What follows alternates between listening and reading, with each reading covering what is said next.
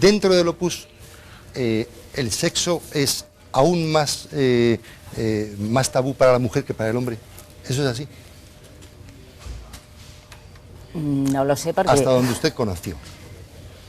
Más que tabú, pues es que una numeraria pues ya sabe que tiene que vivir su pobreza, su castidad y su obediencia. Y la castidad, pues es la castidad, claro. No solamente no ejercer, sino no hablar. Claro. ¿Cómo no hablar? No hablar de sexo. Pues no, normalmente no se habla. Cuando tú comparas las experiencias de chicas y chicos que se han salido, ellas dicen que nosotros éramos unos caraduras, porque claro, nosotros, por supuesto, hablar no, pero hacer era un pecado. Si tú te ibas de putas, entonces volvías medio de putas. Hombre, tal, es un pecado, tal, pero no te pasaba nada. El problema era enamorarse. Entonces, claro, en último término es la Iglesia. El Opus ahí no ha inventado nada. Sí, claro, en eso es la Iglesia. Claro, o sea, no ha inventado es decir, nada, que lo que no puede, lo que la Iglesia no consiente es que tú tomes una decisión, o sea, es decir, por ejemplo, las separaciones están aceptadas por la Iglesia, pero un separado lo que no puede hacer es divorciarse y volverse a casar por su cuenta. Puede tener sus relaciones esporádicas, aunque sean continuadísimas, pero que no sea un nuevo Estado. Eso es lo que no admite. Hoy en día siguen siendo ciertas las noticias sobre el poder del Opus, o es un poder que hoy en día ya se ejerce sobre todo hacia adentro. Yo creo que sí. Es decir, yo creo que la época de oro de los tecnócratas ha desaparecido. Se están desapareciendo incluso físicamente. Se ha muerto hace poco Luis Valls, que era el hombre importante desde el punto de vista económico. Eso ha desaparecido y no han sido reemplazados. Es decir, no hay ninguna persona, ningún numerario que tenga la altura intelectual, vamos, intelectual no, pero política de entonces. En lo económico igual, hubo el gran fracaso de la entrada en los negocios. Y entonces lo único que queda es el poder eclesiástico, es decir, la obsesión porque haya más obispos del Opus, porque tengan fuerza en el Vaticano, que eso depende del Papa en cuestión. Por ahí, pero nada más. Es decir, yo creo que ahora el gran tema no está en el viaje al poder, sino en el viaje otra vez hacia el interior, ¿no? Que por eso es tan maléfico, ¿no? Que se ejerce más presión sobre los propios miembros. Entiendo. Por cierto, ¿el Opus necesitaba la canonización de su fundador con tanta urgencia? Sí.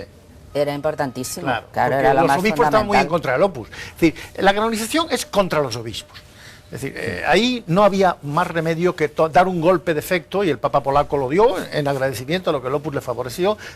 Mire usted, necesitamos que Escrivá sea santo. Y lo hizo. En fin, la turbocanonización, como dicen, ¿no? Claro, fueron los tres pasos: la prelatura, la beatificación y la canonización, porque era como el reconocimiento. No tanto el reconocimiento, sino la defensa contra la hostilidad del resto de la Iglesia. Pablo VI estuvo a punto de prohibir el Opus. ¿Ser pobre y ser del Opus es algo complicado? Sí, mucho. Otra forma de plantear la pregunta. ¿Hay miembros de primera y de segunda clase en el Opus dentro? También. ¿Los agregados son... se les considera como, bueno, miembros de segunda clase? Por decirte lo breve, si tú eres un niño rico ya, por tu casa lo sigues siendo en el Opus. Si tienes coche, tienes tal, porque te respetan el estatus, ¿no? Ser rico y bajar en el Opus es muy difícil. Te mantiene en el sistema social, porque el Opus es clasista. Entonces un pobre desgraciado pues sigue siendo un pobre desgraciado dentro del Opus también, ¿no? Bueno, yo pienso que este tema de la pobreza, o sea, que a título individual debe haber personas muy honestas y que lo viven, pero que puedes no vivirlo y no pasa nada. Eso es lo que yo digo. Entiendo. ¿Se siguen dando prácticas de automortificación dentro del Opus? El cilicio, la disciplina. Por cierto, ¿qué es la disciplina? Es un látigo de cuerdas con el que te golpean la espalda. Es una cosa de monjes. Sí, pero se sigue dando como una práctica habitual entre numerarios. ¿Eso por qué ocurre? Porque Escrivá que quería que los suyos fueran lo sumo de todo. Entonces, los mejores intelectuales, los mejores comunidades, y al mismo tiempo los más sacrificados. Entonces coge todas las costumbres de monjes y monjas, eso es una costumbre de monjes y monjas, y la aplica a ellos, lo cual es incomodísimo. Tú fíjate lo que es estar en la oficina 2 horas con un hierro sujetándote el muslo. Pues es un coñazo, ¿no? Y bueno, pues eso sí existe. Eso existe. Y las chicas duermen en tablas. Es decir, ahora aquí en la redacción de Antena 3, si hubiese un numerario, podría estar con el cilicio. Podría estar, pero probablemente esperaría a llegar a su casa para ponérselo. No creo que en el trabajo se lo ponga, ¿no? Bueno, lo puedes elegir, ¿no? El 70% de los del Opus trabajan en el Opus, que es otra de las deformaciones que ha habido, ¿no? Es decir, así como ha habido una deformación importante, que es antes ser cura en el Opus era una excepción, había poquísimos, ahora es casi el 20% de los numerarios, porque el gobierno tiene que ser de curas. Y segundo, antes la mayoría de los numerarios trabajaban en la calle y hoy la mayoría de los numerarios trabajan dentro. En cosas internas. Y Claro, o sea, su empleador es también el Opus. Sin el tradicional secretismo del Opus, ¿la obra sería viable? No creo que no. Sol. Sí, es que es verdad que es que la propia gente de dentro sabe muy poco de lo que es la organización, ¿eh? Son muy pocos los que conocen el montaje. Una anécdota. Yo me acuerdo que en París nos fuimos a reunir para montar una sociedad internacional para ayudar al Opus entre varios países. Yo fui de España con otro.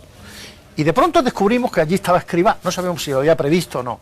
Entonces yo dije, estamos de 12 países. Entonces me echó una bronca tan espantosa que me temblaba. Y luego el otro Portillo me dijo, perdona y tal. Es decir, cualquier cosa que él piense o pensaba, o los nuevos, que puede ser contra la discreción propia de la estrategia, no funciona.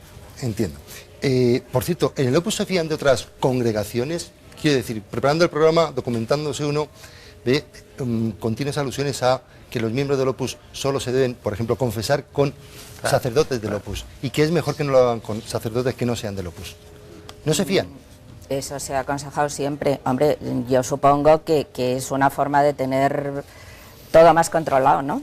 Aquello de que la ropa sucia se tiene que lavar en casa, ¿no? Que era Pero dicho. el odio es mortal. Ese dicho es muy común. Sí, eso te lo De la ropa enseñan sucia, desde que dentro te del asomas por allí. Entiendo.